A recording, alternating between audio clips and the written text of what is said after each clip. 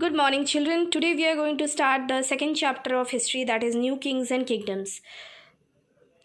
इस चैप्टर में हम बेसिकली पढ़ेंगे राजपूत रूल्स, उनकी आर्मीज़ के बारे में, रिलीजन के बारे में, स्टेटस ऑफ वुमेन के बारे में और आर्ट एंड आर्किटेक्चर के बारे में। इन सब चीज़ों के बारे में हम डिटेल्स में पढ़ेंगे।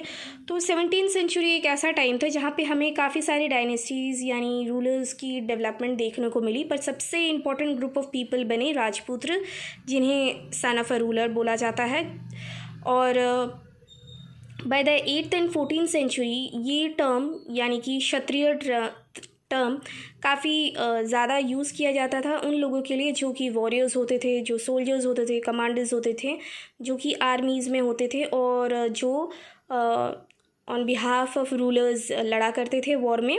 और राजपूत्स के लिए ये बताया जाता था कि उनके बिहेवियर काफ़ी अच्छे होते थे और उनके अंदर ग्रेट सेंस ऑफ लॉयल्टी होती थी। ये सारी चीज़ें बताई गई हैं पोएट्स के द्वारा। गुर्जरा, प्रतिहारास, चौहान्स, ये सारे मेजर रूलर्स थे इस पीरियड में। अब हम जानेंगे economic and administrative system under Rajputs. तो इकोनॉमिक और एडमिनिस्ट्रेटिव सिस्टम जो अंडर राजपूत्स थी वो बेसिकली फ्यूडल सिस्टम के ऊपर बेस्ड थी। फ्यूडलिज्म सिस्टम था जहाँ पे लोगों को लैंड के बदले उनको सर्विस प्रोवाइड किया जाता था, रेंट के बदले प्रोवाइड करना होता था लोगों को, लैंड के बदले उनको सर्विस प्रोवाइड करना पड़ता था रेंट के बदले।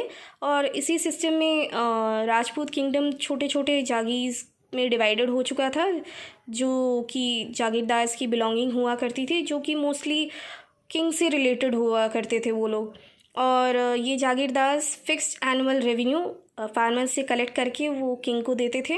और आर्मी भी अंडर कंट्रोल थी जागीरदार के ही, और जब भी किंग को ज़रूरत पड़ती थी आर्मी की तो वो आर्मी प्रोवाइड करते थे, जागीरदार आर्मी प्रोवाइड करते थे किंग को। पर जागीरदार आपस में ही बहुत लड़ा करते थे, कोई पॉलिटिकल यूनिटी नहीं थी उनके बीच में, और इसी की वजह से पूरा नॉर्दर्न इंडिया छोटे छोटे जागीर्स में डिवाइडेड हो चुका था। और किंग पूरी तरीके से डिपेंडेंट थे जागीरदार के ऊपर, जो कि बहुत ही शान शौकत में रहा करते थे। और administration of the village headman के द्वारा हुआ करता था, और विलेज पंचायत इस मामले में काफ़ी मदद करता था।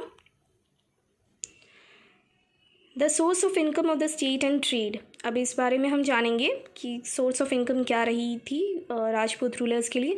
तो लैंड रेवेन्यू सबसे ज़्यादा इम्पोर्टेंट सोर्स ऑफ इनकम रही थी, और ये चार्ज किया जाता था 1/6 to 1/10 part of the produce of the land. जो भी लैंड में जो भी फसलें उगाई जाती थी उसके 1/6 to 1/10 पार्ट चार्ज किया जाता था। और जो अदर सोर्सेज थे वो थी जो इनकम टैक्सेस के द्वारा जो मिलती थी, जो कि कॉमर्स या फिर ट्रेड में इम्प्लीमेंट किया जाता था। और कस्टम ड्यूटीज़ जो इंपोर्ट ड्यूटीज़ पे इम्प्लीमेंट किया जाता था, उन सोर्सेज के द्वारा भी इनकम होती थी स्टेट के लिए। ट्रेड काफ़ी ज़्यादा डेवलपमेंट वाली स्टेज में रही थी इस टाइम पे। और 10th सेंचुरी ऑनवर्ड्स इंडिया ने ट्रेड शुरुआत करी थी मेडिटेरियन कंट्रीज़ के द्वारा और कंट्रीज़ ऑफ वेस्ट एशिया के द्वारा। इंडियन गुड्स भी सोल्ड किए जाते थे साउथ अफ्रीका में। फिर ट्रेडर्स ने और मर्चेंट्स ने एक ऑर्गेनाइजेशंस को तैयार किया जिसे गिल्ड्स बोला जाता था, जिससे कि उनके इंटरेस्ट और उनकी भलाई के बारे में सोचा जा सके। और एज अ रिज़ल्ट इंडिया काफ़ी रिच बनता चला गया, और जिसके वजह से किंग्स ने काफ़ी ज़्यादा रेस्ट हाउसेस, चैरिटेबल इंस्टीट्यूशंस लोगों के लिए तैयार किए। चैरिटेबल इंस्टीट्यूशंस वो इंस्टीट्यूशंस या वो संस्थाएं जो कि लोगों की मदद कर सके उनकी ज़रूरत के टाइम पे। इन सारी चीज़ों की व्यवस्थाएं किंग्स के द्वारा की गई। अब हम जानेंगे आर्मी के बारे में। तो राजपूत आर्मी के जो सोल्जर्स होते थे वो पैरों ऑन फुट लड़ा करते थे और कुछ एलिफेंट्स की मदद से लड़ा करते थे। तो कभी कभी ये एलिफेंट्स काफ़ी अच्छे सोर्स बनते थे उनके राजपूत आर्मी के लिए एज अ स्ट्रेंथ, और कभी कभी उनके लिए वीकनेस के लिए भी हो जाते थे। और राजपूत्स में काफ़ी ज़्यादा पैशन हुआ करती थी वॉर्स के लिए, क्योंकि ये काफ़ी ज़्यादा ब्रेव होते थे, करेजियस होते थे और पेट्रियाटिक यानी कि देशभक्त होते थे और हिम्मत वाले होते थे। पर इनमें जो पॉलिटिकल नॉलेज की जो ज़रूरत होती थी इनमें बहुत ज़्यादा कम होती थी, इसी के वजह से इनकी डाउनफॉल की शुरुआत हुई थी। स्टूडेंट्स, इस चैप्टर में हमने क्या पढ़ा अभी तक? हमने ये पढ़ा कि काफ़ी सारे डायनेस्टीज 17th सेंचुरीज़ में डेवलप हुए, पर उनमें से जो सबसे इम्पोर्टेंट ग्रुप बने वो थे राजपुत्र यानी कि राजपूत्स।